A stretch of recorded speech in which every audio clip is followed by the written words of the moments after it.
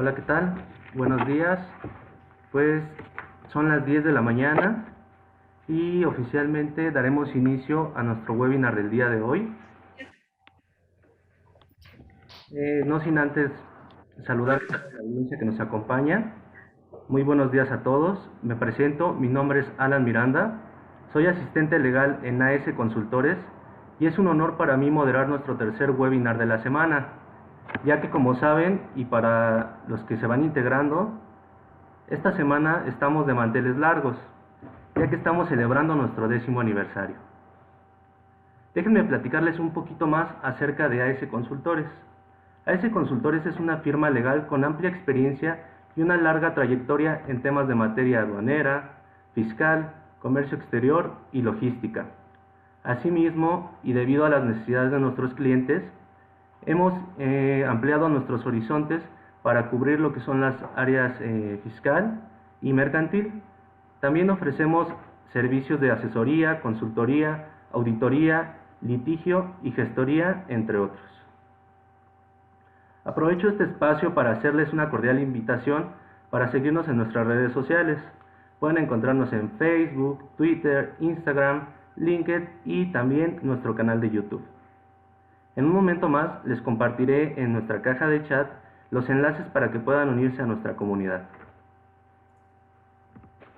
Ahora bien, para efectos de iniciar el webinar del día de hoy, titulado Reformas en materia fiscal, laboral y de comercio exterior para 2021, tengo el placer de presentarles a nuestras expertas en el tema. Por un lado tenemos a nuestra directora del área legal, Bárbara Tello, quien es licenciada en Derecho por las Universidades Autónomas de Querétaro y de Madrid. Cuenta con estudios de posgrado en la especialidad de Derecho Constitucional y Amparo. Su práctica profesional se ha desarrollado en las áreas de litigio, consultoría, auditoría y estrategia en materia aduanera y de comercio exterior. Gracias, Alan. Buenos días a todos. Gracias por acompañarnos. También contamos con la presencia de Mayra Ramírez.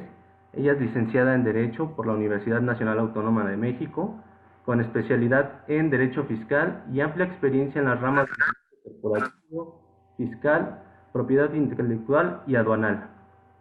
Por último, y no menos importante, contamos con la presencia también de Tania Barrera. Ella es licenciada en Derecho por la Universidad Nacional Autónoma de México, con amplia experiencia en las áreas de asesoría y litigio, en las ramas del derecho mercantil, propiedad intelectual, aduanal y de comercio exterior.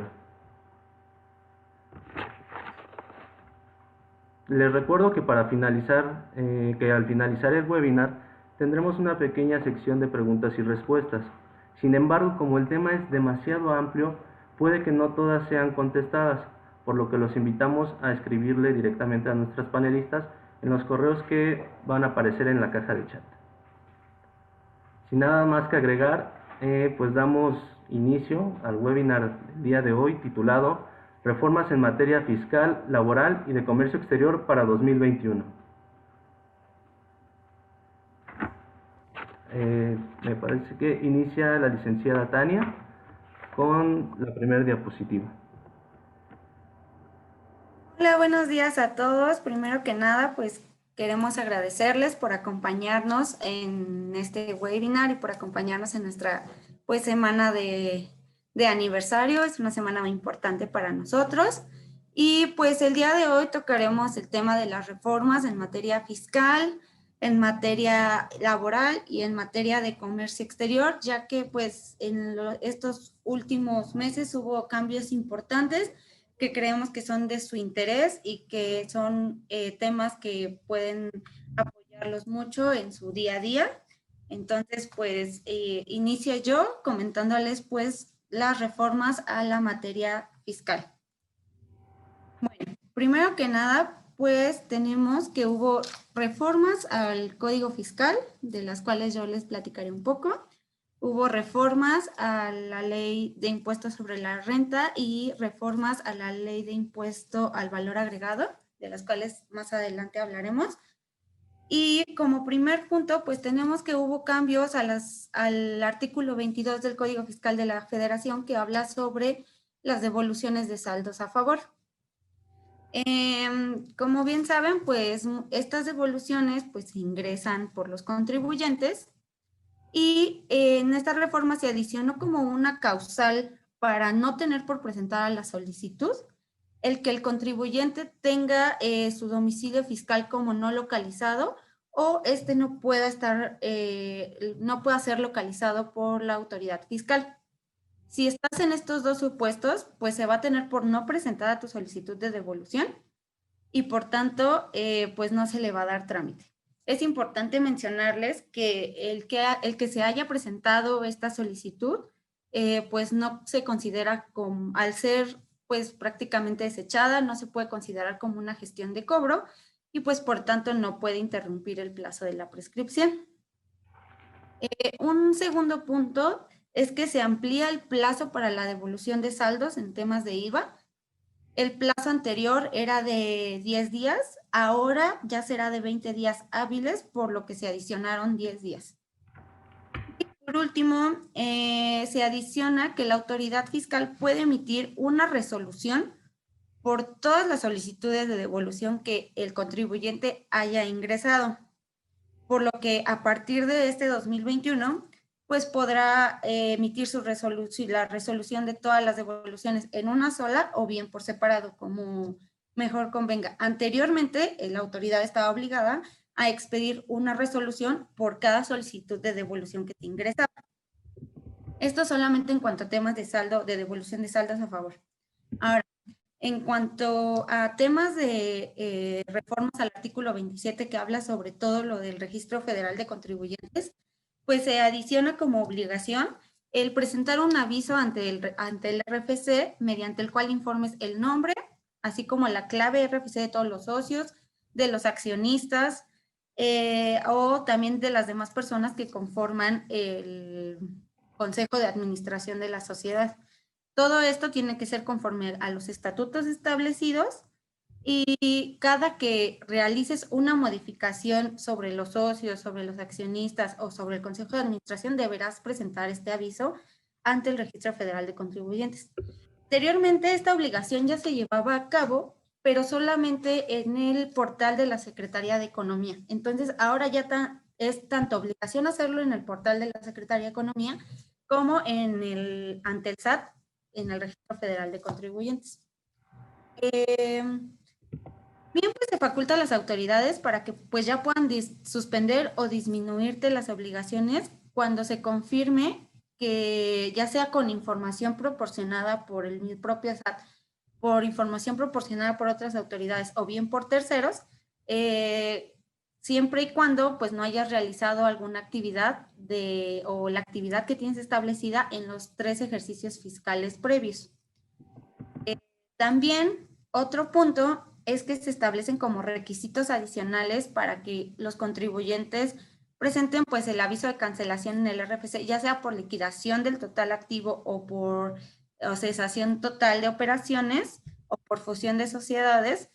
Y estos nuevos requisitos pues es que no estés sujeto al ejercicio de facultades de comprobación ni tener créditos fiscales a tu cargo. No estés incluido en el listado de los artículos 69, 69B y 69B bis y que coincidan los datos que declaras en tus ingresos y los impuestos retenidos en las declaraciones para que todo esté en orden. Estos son los requisitos que se adicionaron para que tú puedas presentar un aviso de cancelación, de cesación o de fusión de sociedades. Después, pues tenemos que también hubo reformas al artículo 29 que habla sobre el comprobante fiscal digital, el CFDI, y pues en este punto la autoridad adiciona y puntualiza la obligatoriedad de solicitar CFDI cuando pues realices pagos parciales o diferidos que liquiden otros saldos de CFDI, cuando exportes mercancías aunque no sean objeto de enajenación, y cuando adquieras bienes cuya enajenación sea a título gratuito. Entonces, cada que realices este tipo de operaciones, pues no vas a tener que solicitar tu CFDI, ¿vale? Bueno, otro punto que creemos muy importante es el artículo 30, que habla sobre el plazo para conservar la contabilidad. Y con esta nueva reforma, pues se endurecen un poco las reglas para el resguardo de la documentación de las principales operaciones de la empresa. Anteriormente te decían que debías guardar toda la información por la duración de la sociedad, solamente pues las actas constitutivas, las actas en las que hagas constar el aumento o disminución de capital, los contratos de asociación en participación, actas de fusión o escisión de sociedades, las constancias del ISR cuando distribuyas dividendos o utilidades, y las declaraciones de pagos provisionales y el ejercicio de contribuciones federales. Antes esa era la obligación. Todos estos documentos los guardabas por el tiempo que duraba la sociedad. Ahora se endurecieron esas reglas y pues para el caso de aumento o disminución al capital social, además de conservar las actas, pues deberás conservar pues tus estados de cuenta, los avalúos en caso de que el aumento haya sido en especie, ya sea por un inmueble, las actas de asamblea pues en las que consten pues los aumentos de capitalización a reservas o dividendos y pues los registros contables, y pues las actas que ya les había mencionado, pues donde conste el aumento o disminución del capital. Ahora, en cuanto a la disminución de capital, además deberás conservar pues también los estados de cuenta y las actas de suscripción, liberación y de cancelación de las acciones concedida por los socios. En caso de temas de fusión o escisión de sociedades, se deberá conservar pues estados de situación financiera, estados de variaciones de capital contable, los papeles de trabajo para la determinación de la cuenta de la utilidad fiscal y la cuenta de la aportación de capital. Y pues en el caso de las constancias del ISR que emitan o reciban las personas morales, pues deberás también conservar los estados de cuenta que se expidan en donde conste pues la repartición de los dividendos o de las utilidades. Antes toda esta información se contemplaba pues en temas de que solamente debías conservarlos por los 5 años. Ahora no, ahora es por el plazo que dure la sociedad. Entonces, para que tengan mucho cuidado con esa información financiera. Bueno, posteriormente, pues tenemos que también se robusteció el tema de las visitas domiciliarias contempladas en el artículo 46 y 49 del Código Fiscal. En esta parte, la autoridad fiscal robusteció la obligación de las autoridades fiscales de que al momento de las visitas domiciliarias debía circunstanciar los hechos y las omisiones que se conocieran durante la visita.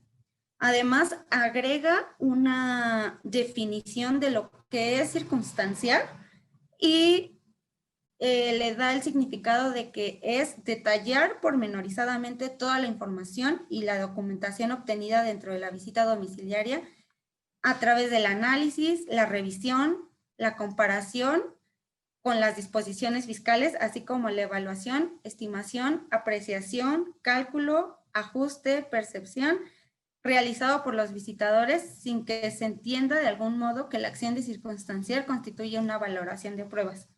Creemos que esto es muy importante porque pues muchas veces en las visitas domiciliarias la autoridad fiscal pues omite circunstanciar debidamente las situaciones vistas en las visitas. Entonces, creemos que esto fue un cambio muy bueno.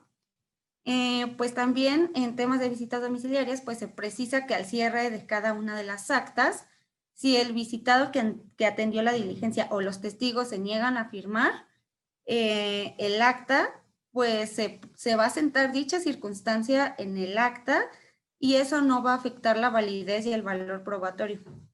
Entonces, pues si la persona que fue visitada o los testigos se niegan a firmar, pues ya se tendrá que dejar eso por escrito dentro de la misma acta.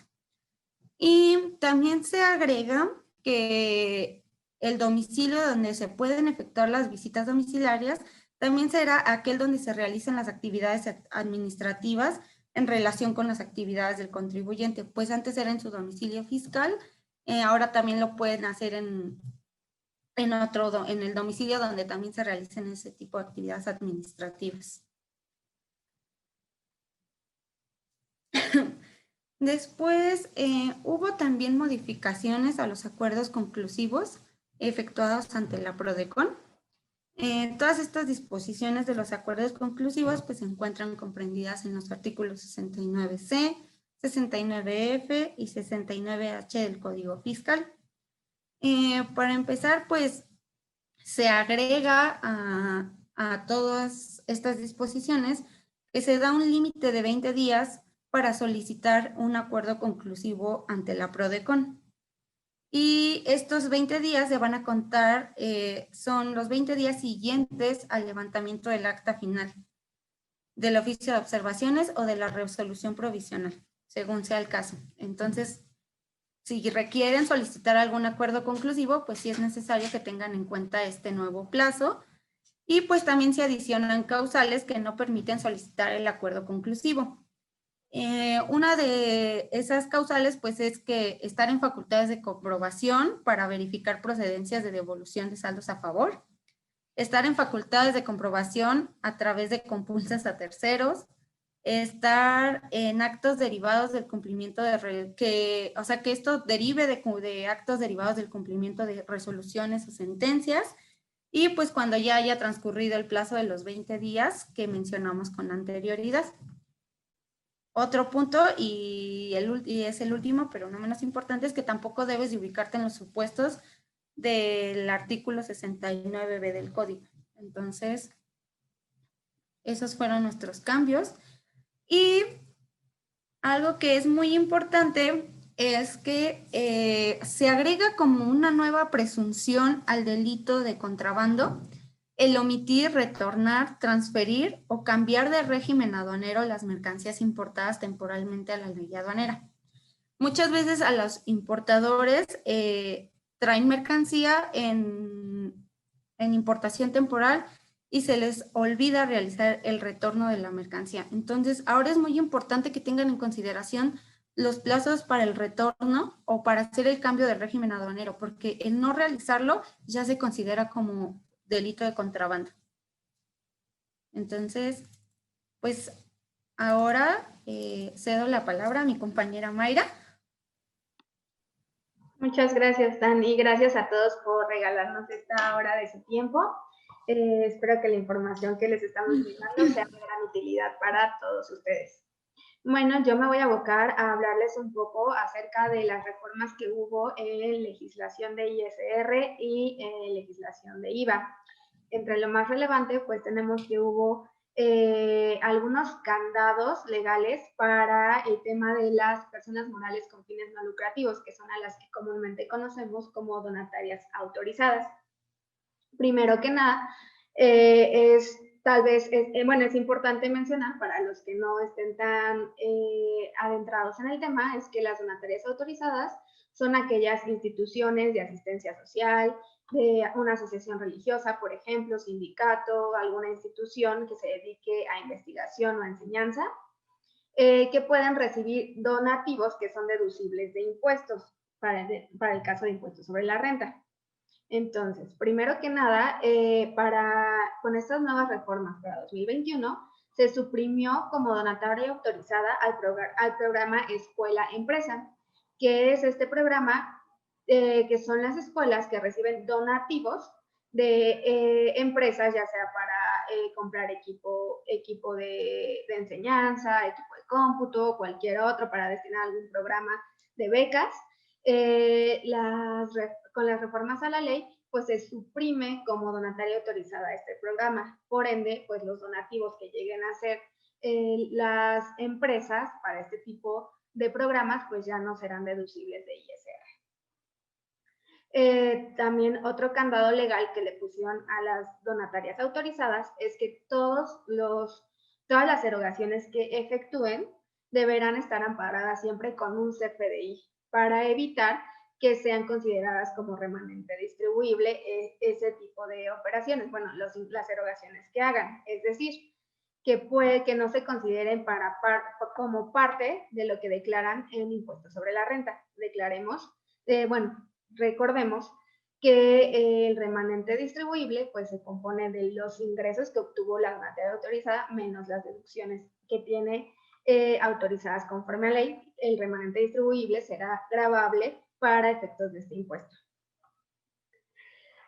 Y por último, se establece que las donatarias autorizadas podrán perder la autorización para recibir este tipo de donativos y por ende ser donatarias autorizadas cuando el 50% o más de sus ingresos se obtengan por alguna actividad que sea ajena a su objeto social.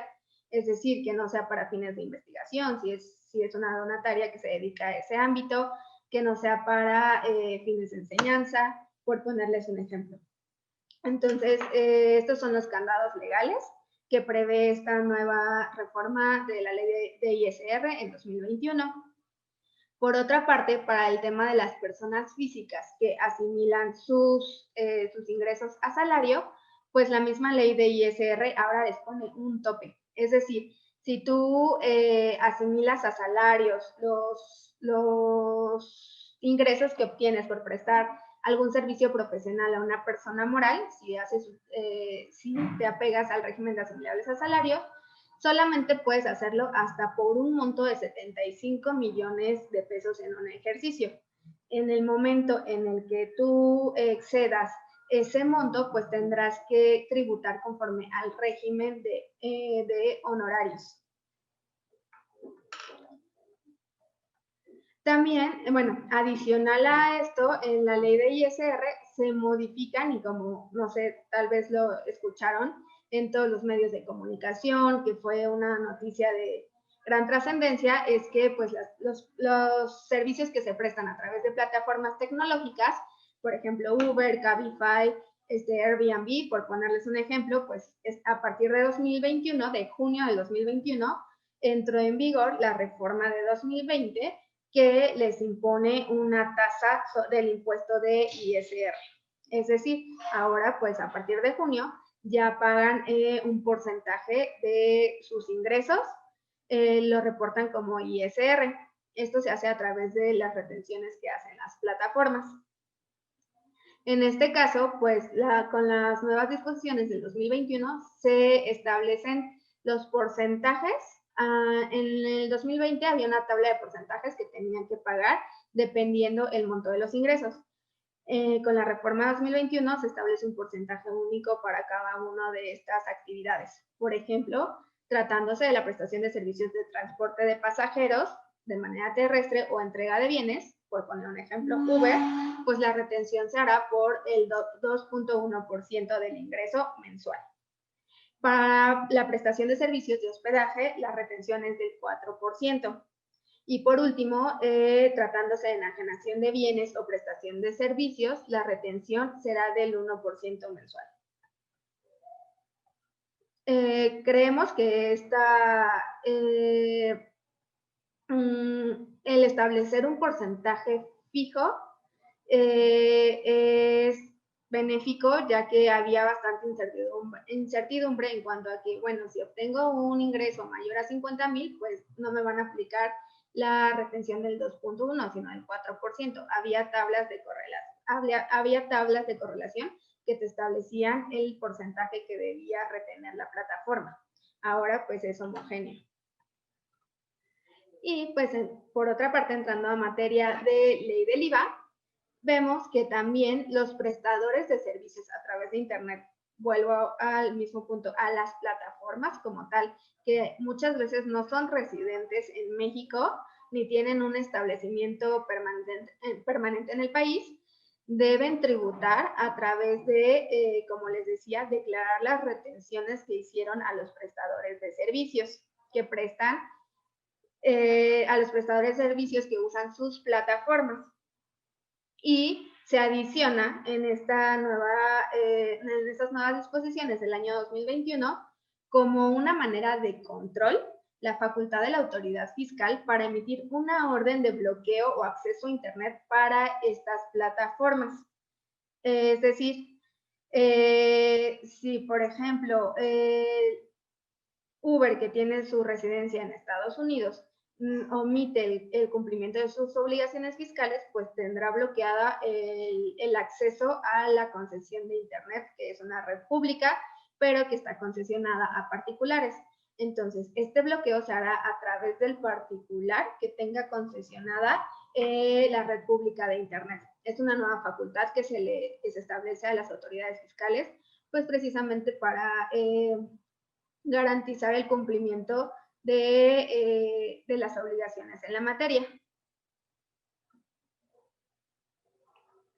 Creemos que estas son las reformas más impactantes en lo que podemos hablar de IVA, y por último, también se agrega como servicios exentos para efectos de IVA la prestación de servicios profesionales de medicina, ya sea prestados a través de instituciones de asistencia o beneficencia autorizadas por las leyes en la materia. Es a lo que me refiero. Si tú tienes una asociación o una sociedad que se dedica a prestar servicios de medicina, pues entonces podrás estar exento del impuesto al valor agregado. Claro que, por supuesto, para que una persona física pueda también amparar ese servicio, pues tendrá que contar con el CFDI respectivo.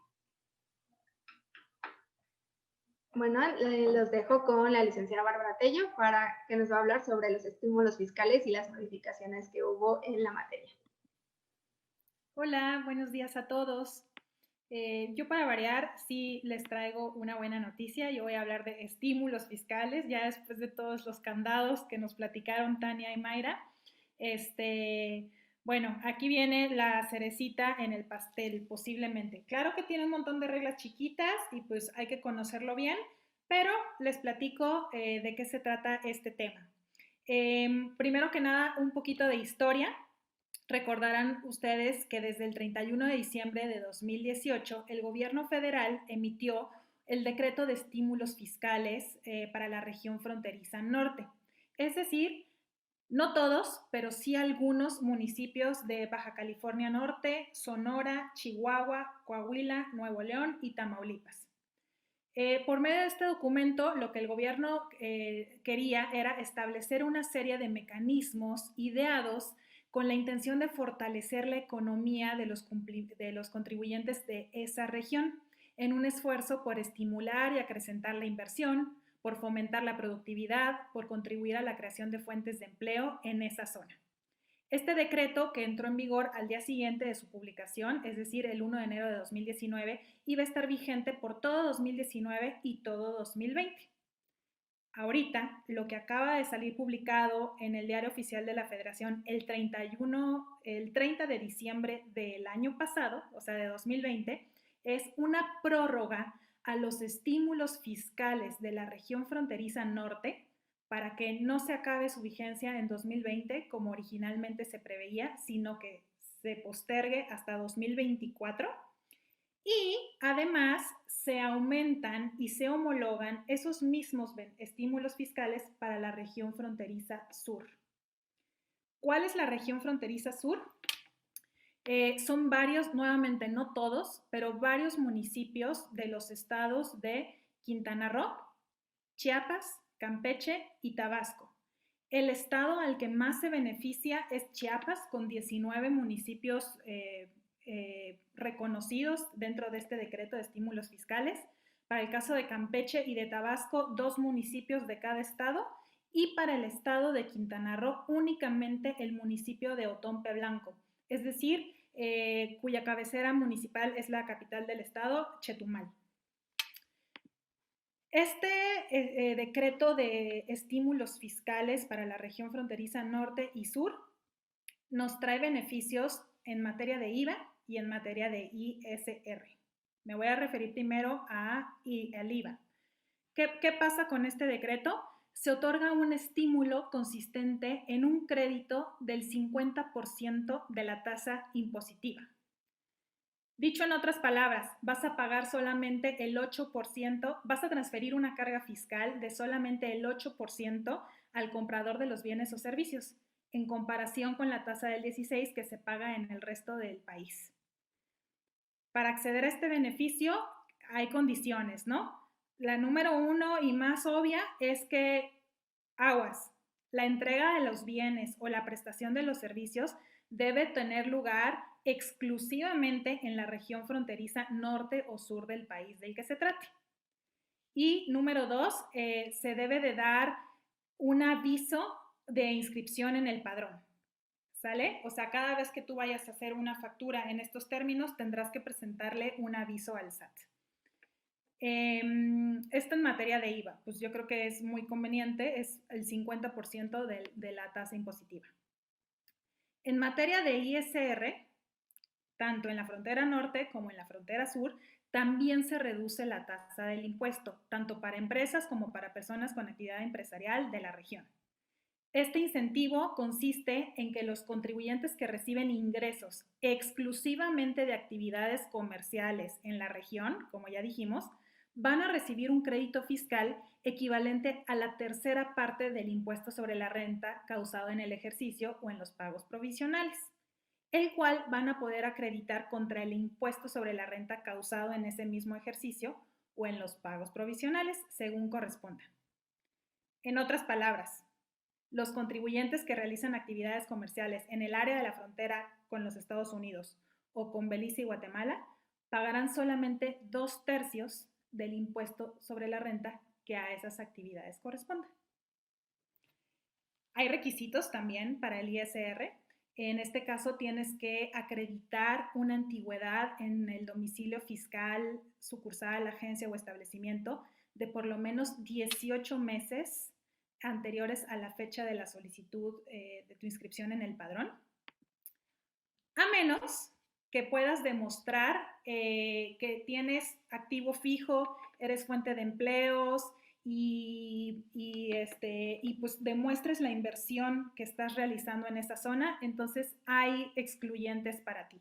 Pero bueno, por regla general debieran de contar con 18 meses de antigüedad. Por supuesto, pues estar al corriente en el pago de tus obligaciones fiscales, tener una opinión positiva, no estar en el supuesto de las empresas señaladas, tener tus sellos digitales al corriente, cumplir con todos los requisitos del código y las obligaciones de las que ya hablaron Mayra y Tania, según te aplique, y demás, ¿no?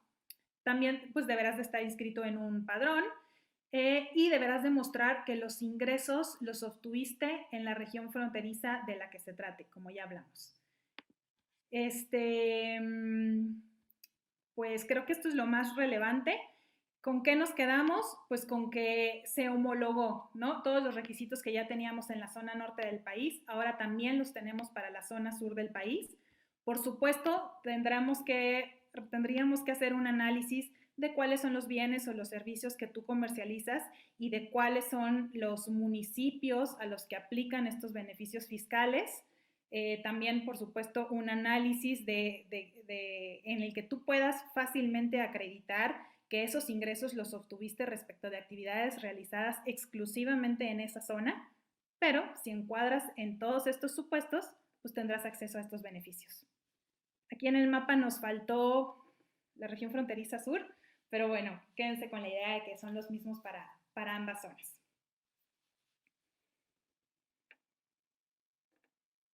Por mi parte es todo. Creo que con esto cerramos no el webinar, sino la parte de los cambios que hubieron en las últimas publicaciones de materia fiscal.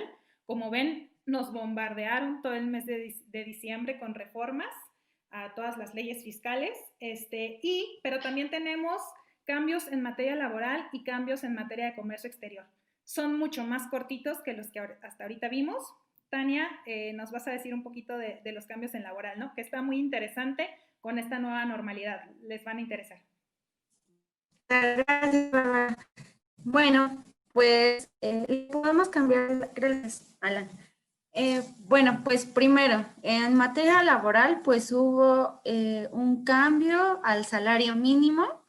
La CONASAMI, que es la Comisión Nacional de Salarios Mínimos, pues decidió aumentar el salario mínimo en un 15%, y este 15% se aumentó con el fin de poder pues recuperar el poder adquisitivo de México y pues cumplir con las expectativas internacionales. En el mes de junio del año pasado se publicó, entró en vigor el nuevo TECMEC, y entonces el TECMEC más bien, y pues establecía que hubiera un aumento en los salarios. Entonces ahora pues el salario mínimo para la zona fronteriza norte pues será de 213.39 pesos diarios, y para la zona general sería de 141.70 pesos. Este aumento de salario mínimo salió publicado el 23 de diciembre del 2020 en el Diario Oficial de la Federación, por lo cual estos salarios mínimos ya van a ser vigentes a partir del 1 de enero del 2021 hasta el 31 de diciembre del 2021. Ahora, otro punto es que a este tema de los salarios se adicionaron 2 profesiones a la lista de salarios mínimos de profesiones, y se adicionó los trabajadores del hogar con un salario mínimo de 154.03 pesos, y a trabajadores agrícolas con un salario de 160.19 pesos.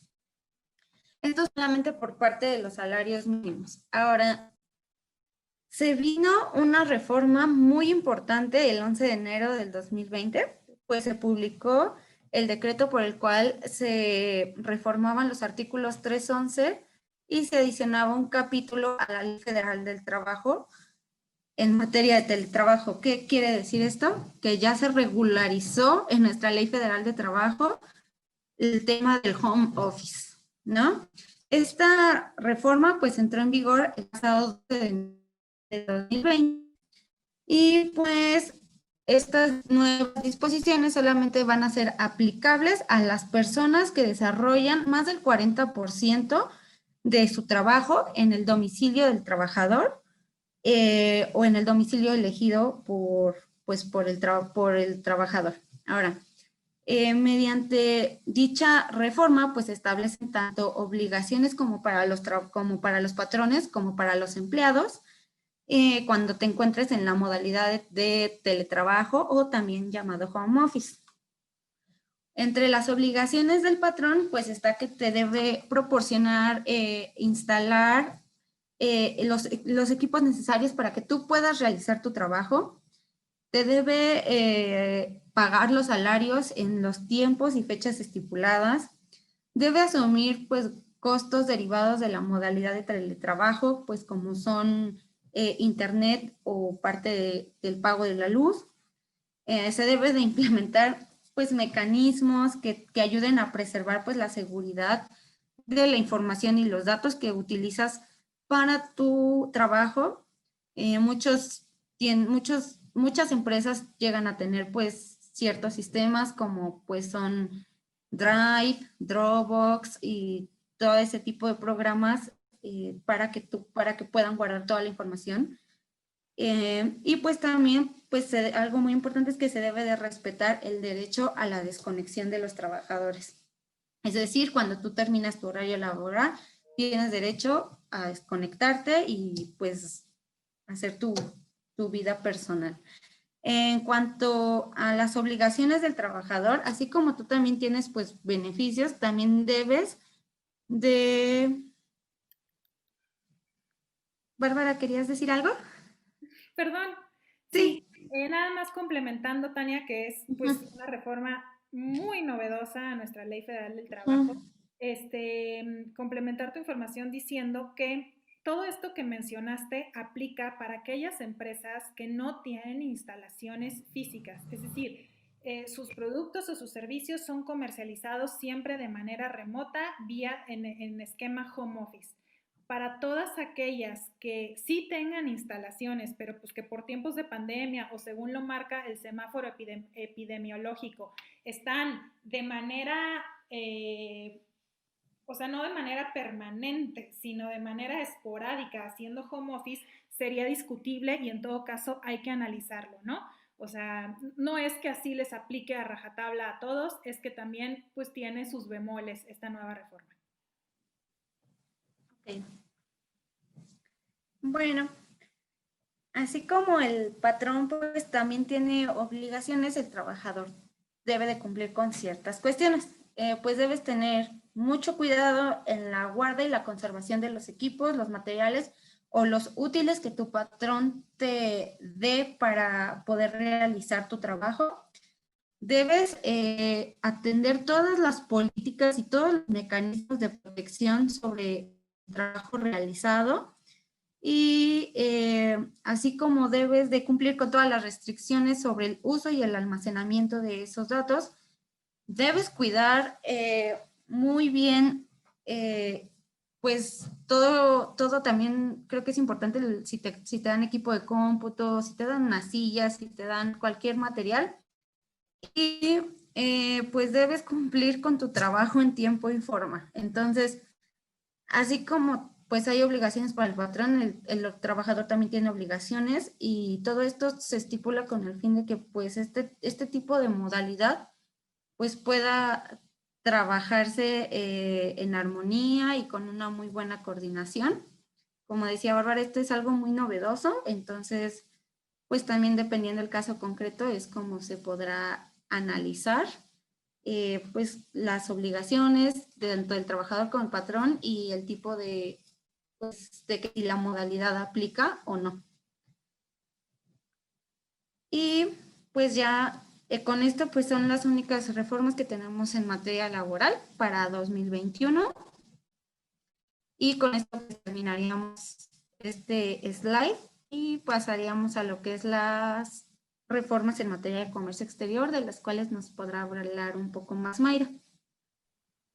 Gracias, Tan. Igual nada más para redondear un poco más el tema de la regulación de home office, también es importante que sepan que este tipo de modalidad deberá constar por escrito en un contrato donde así se establezcan las condiciones del trabajo, o bien, si no hubiera contrato, pues contar con las condiciones que ya mencionó Tania, de que el trabajo a distancia sea pues más del 40% y como mencionaba Bárbara, pues que no sea por una situación de fuerza mayor como una pandemia, algún incendio, etcétera, y que la empresa no cuente con instalaciones para el trabajo diario. Bueno, terminando ese tema, vamos a pasar a entrar a materia de comercio exterior, muy emocionante y muchos cambios muy importantes. Y de los que ya inclusive tenemos webinars que pueden encontrar en nuestro canal de YouTube. Por ejemplo, les voy a hablar un poco de la entrada en vigor de la nueva ley de los impuestos generales de importación y exportación, que recientemente debió empezar a aplicarse desde el 28 de diciembre del 2020.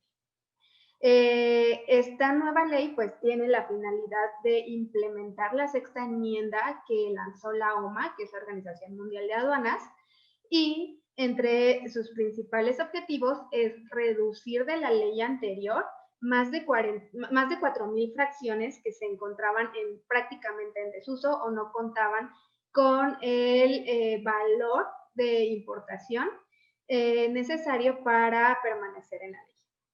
Entonces, lo que viene a hacer esta reforma pues, es abreviar un poco la ya de por sí extensa ley de impuestos generales de importación y exportación.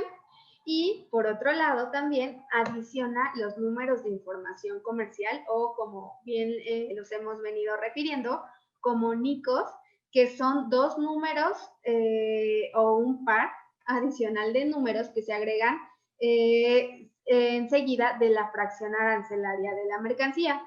Estos NICOS pues tienen como tal un fin estadístico y por ponerles un ejemplo, en una fracción arancelaria de playeras de algodón, se compone pues como sabemos de un capítulo, que por ponerles un ejemplo, el capítulo 61 de prendas y complementos, la partida, que son los siguientes 4 dígitos, del capítulo, que por ejemplo son camisas y blusas, y la subpartida, que son los siguientes dos números, entonces ahí tendríamos 6 números, en donde se hace la acotación que son de algodón. Y por último, la fracción arancelaria, que se compone de 8 dígitos, pues serían las prendas y complementos de algodón. Es importante mencionar que a nivel fracción arancelaria, que son todavía los 8 dígitos que la componen, pues sobre ese nivel seguirán determinándose los impuestos a pagar de importación o de exportación. También a ese nivel pues estará verificando qué regulaciones y restricciones no arancelarias le son aplicables o están llamadas a esa fracción, y servirán de base para generar la balanza comercial, ya sea de importación o de exportación con los diversos países. Los 2 dígitos adicionales, como les mencionaba, son los NICOS. En el ejemplo que poníamos de las camisas de algodón, pues, por ejemplo, el NICO 01, que va enseguida de la fracción, se refiere a camisas deportivas para mujeres. Y el NICO 02, pues, se referirá a camisas deportivas para hombres. Como les decía, estos dos números adicionales sirven para fines estadísticos que le permitan verificar a las autoridades aduaneras qué tipo de mercancía se está importando o exportando en mayor medida. Otro cambio muy importante es que se elimina por completo las notas explicativas que anteriormente se contemplaban en el artículo primero de la derogada, o más bien abrogada ley de los impuestos generales de importación y exportación. Ahora se establece que las únicas notas que podrán servir para clasificar tu mercancía serán las notas nacionales, que se comprenden en cada capítulo de la nueva LIGIE.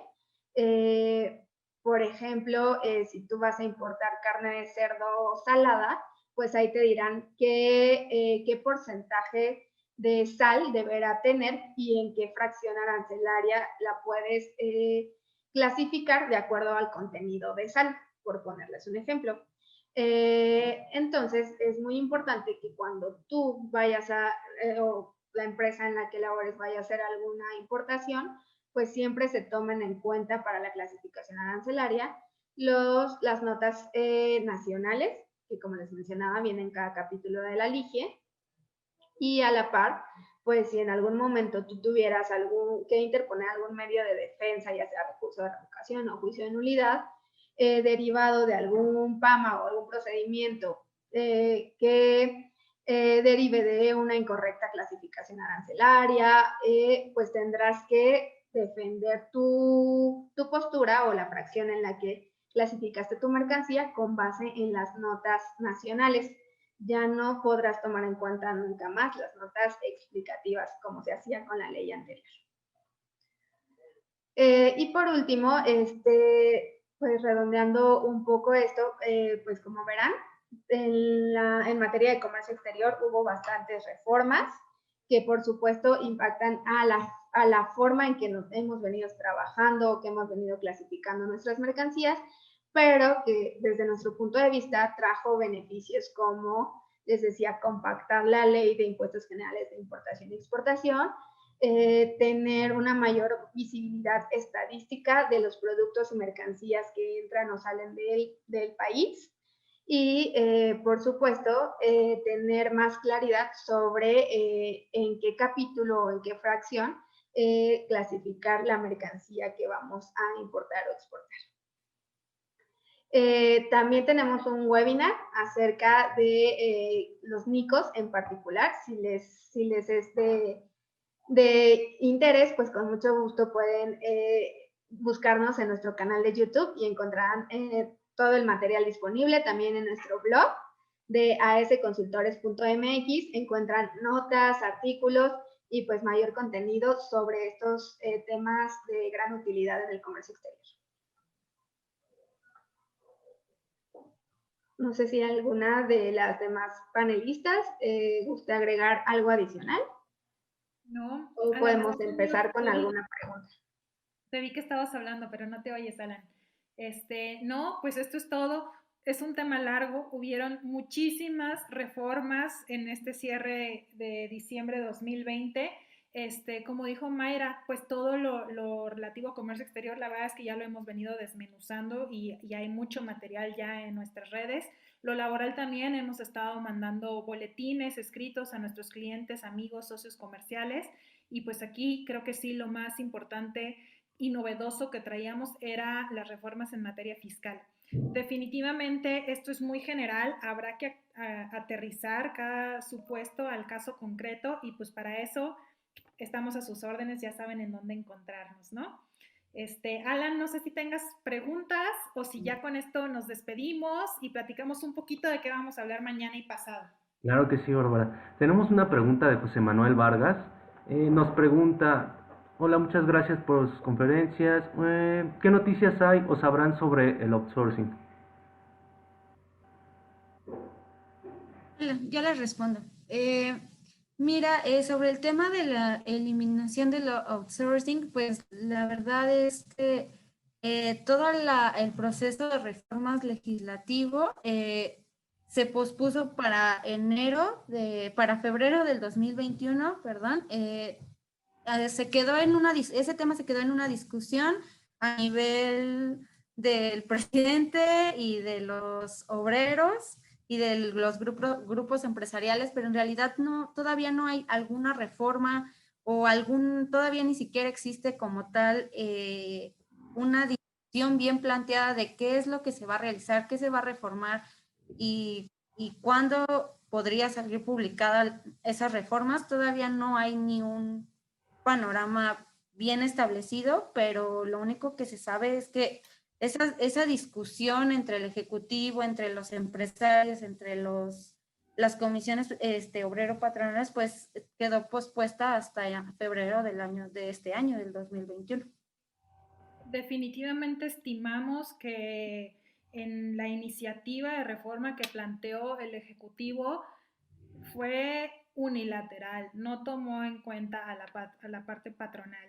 Y entendemos que los fines, como tantas cosas que ha implementado o empieza a querer implementar este gobierno, son loables, pero en la ejecución y en la operación deja demasiados cabos sueltos, ¿no? Estaremos atentos a ver cuáles son las discusiones que menciona Tania ahora en el mes de febrero y por supuesto que los vamos retroalimentando. Creo que es un tema complejo que requiere per se una conferencia, posiblemente solo para eso. No sé, May, si tú quieras aportar algo más o si, pues ya con eso, ¿no? Esa es la información que tenemos hasta el momento.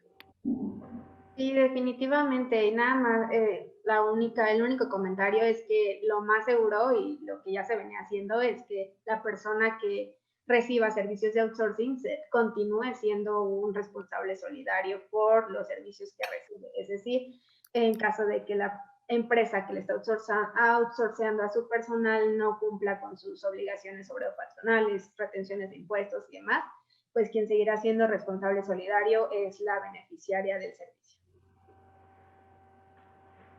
Bueno, por último tenemos una pregunta de Jorge Alberto. Le parece muy interesante nuestra sesión y nos pregunta si puede rescatar las pláticas anteriores en el canal de YouTube. Por supuesto, claro que sí. Les recordamos que nuestro material y todos los webinars que se han publicado de AS Consultores y las diferentes empresas de Grupo Sierras las pueden encontrar en nuestro canal de YouTube. Así es, ojalá que por ahí nos puedan seguir. Cada semana estamos subiendo nuevo contenido, al igual que en nuestro blog y en nuestros podcasts que están tanto en Android como en Apple.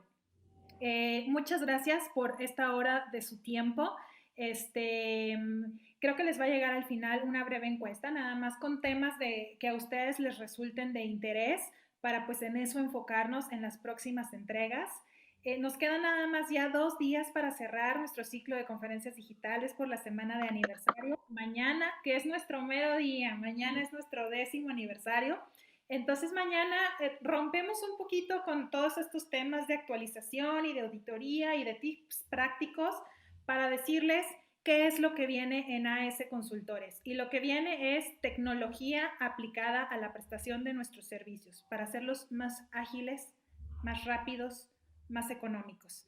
Estamos diseñando toda una plataforma que por supuesto no va a sustituir a la asesoría tradicional de un abogado con sus clientes, pero que sí les va a brindar a ustedes herramientas prácticas para que desde la comodidad de su hogar y desde su computadora puedan obtener contratos, actas de asamblea, registros de marcas y un montón de trámites con los que a veces pues no es necesario pagar tantas horas de asesoría o tener el acercamiento one-on-one con el abogado, sino que llenando formularios y con todo el respaldo que por supuesto nuestra firma les ofrece, ustedes pueden obtener soluciones más rápidas a cualquier hora del día, cualquier día de la semana. Mañana vamos a estar hablando de eso. Es nuestro proyecto más ambicioso en el que estaremos trabajando este año. Y pasado mañana, viernes, cerramos ya nada más con regulaciones y restricciones no arancelarias aplicables a tus operaciones de comercio exterior. Tips prácticos, todo lo que debes de saber antes de emprender un negocio de esta magnitud. Avisos, permisos previos, registros sanitarios, cumplimientos de NOMS, etiquetado, todo eso que tienes que saber antes de lanzarte. Los esperamos, son igual a las 10 de la mañana, son completamente gratuitos y pues ahí tienen nuestros correos, nuestras redes sociales, estamos a sus órdenes. Muchas gracias. Bueno, sin nada más que decir, les agradecemos mucho su presencia el día de hoy y estamos transmitiendo próximos webinars como nos comentó la licenciada Bárbara. Que tengan un excelente día, hasta luego. Excelente día a todos. Hasta luego.